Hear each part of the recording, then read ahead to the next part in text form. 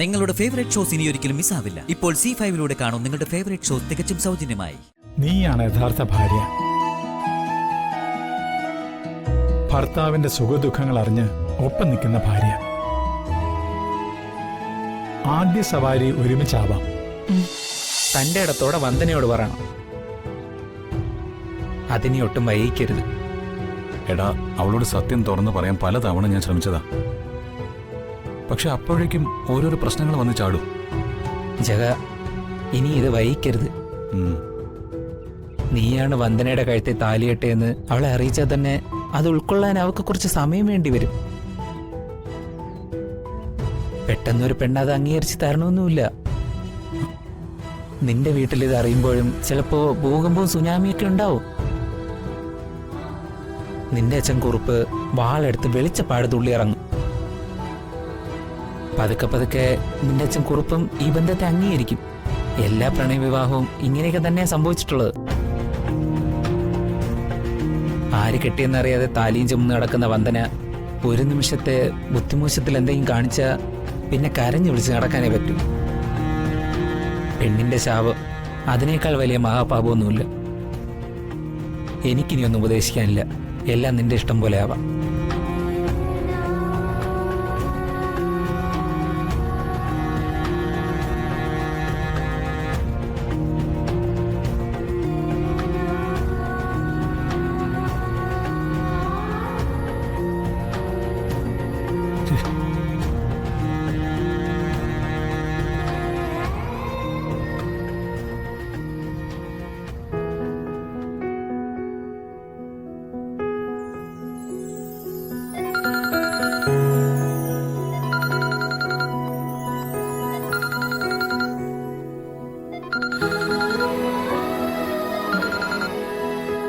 Hello മാധവേട്ടാ.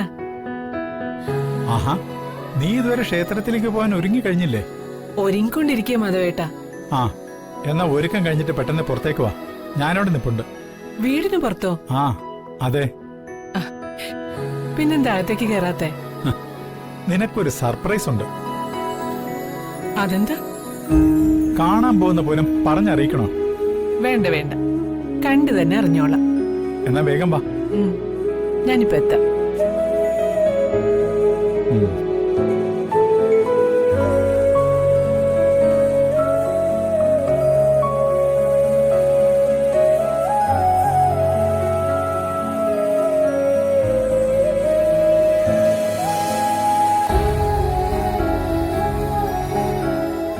മാധവേട്ടാ,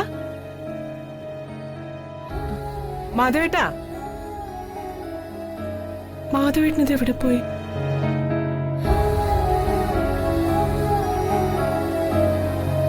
ഓട്ടോയിലാണോ മാധവേട്ടൻ വന്നേ? മാധവേട്ടാ, മാധവേട്ടാ,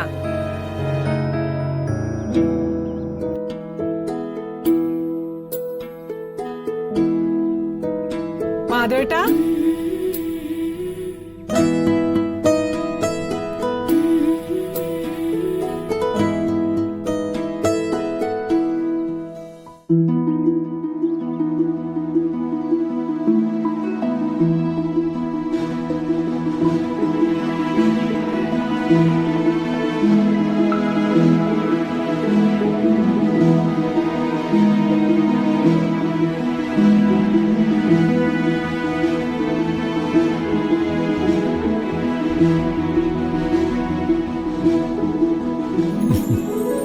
മാധവേട്ടാ,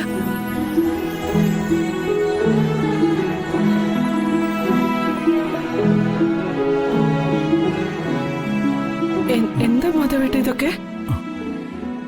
നമ്മളിപ്പോ സാമ്പത്തികമായി ആകെ ബുദ്ധിമുട്ടിലല്ലേ. അതുകൊണ്ട് തൽക്കാലം ഒരു റിട്ടയർഡ് ലൈഫ് നടക്കില്ല. ജീവിതം മുന്നോട്ട് കൊണ്ടുപോകണമെങ്കിൽ എന്തെങ്കിലും ഒരു പണി ചെയ്തേ പറ്റൂ. അതാ ഓട്ടോ ഓടിക്കാൻ തീരുമാനിച്ചത്. ഈ ഓട്ടോ എവിടുന്ന? ആ, ഒരു സുഹൃത്തിന്റെ വണ്ടിയാ.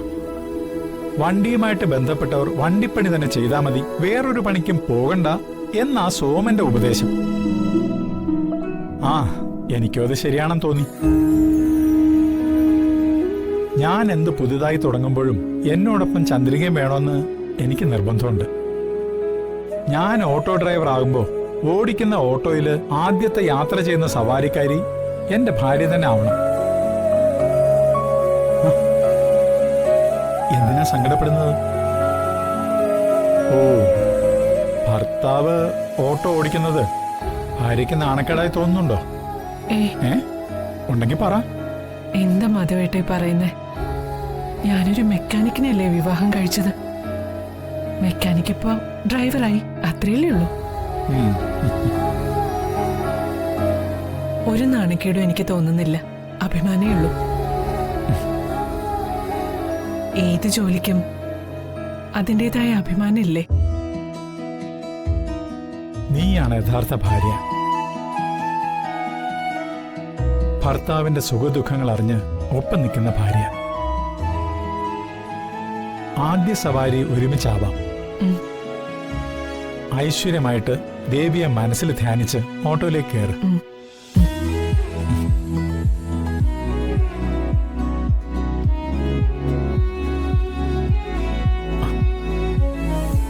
കേറ്.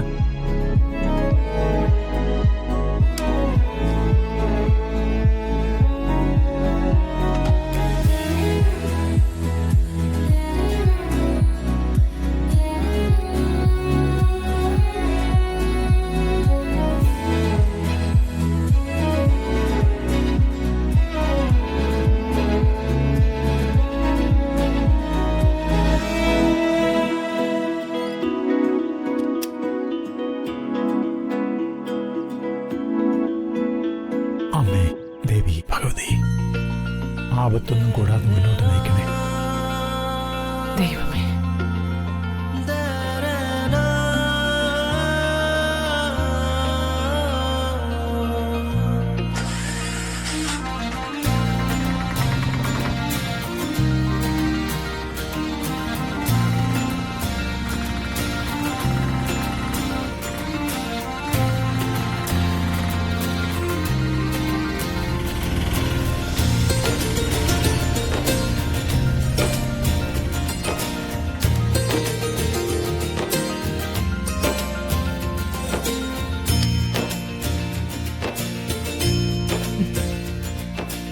അങ്ങനെ എന്റെ ഭർത്താവ് ഓടിക്കുന്ന ഓട്ടോയിൽ ക്ഷേത്രത്തിൽ വന്നിറങ്ങാനും ഭാഗ്യമുണ്ടായി.